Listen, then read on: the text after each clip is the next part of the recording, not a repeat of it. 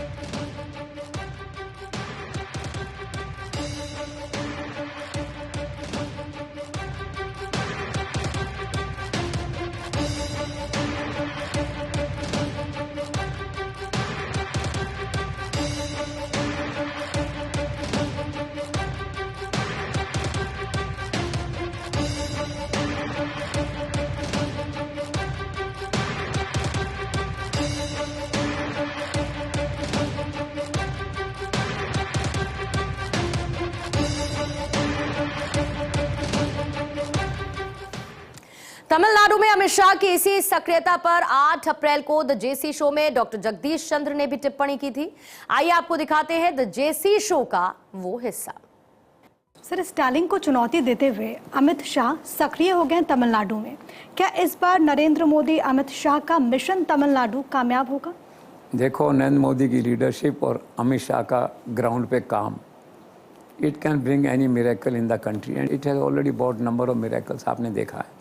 और मैंने सुना है कि अमित शाह का पूरा ध्यान अभी तमिलनाडु पे लगा हुआ है।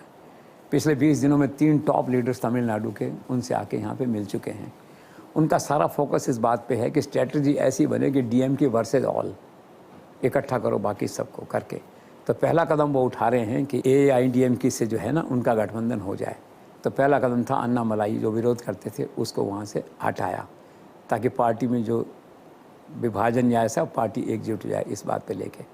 और इसके लिए क्या है कि अब वो पूरा प्रयास कर रहे हैं। तो मैंने सुना है कि वहाँ के बहुत पुराने नेता होंगे इसमें, 80-85 साल के मेरे ख्याल से प्रभावशाली नेता हैं।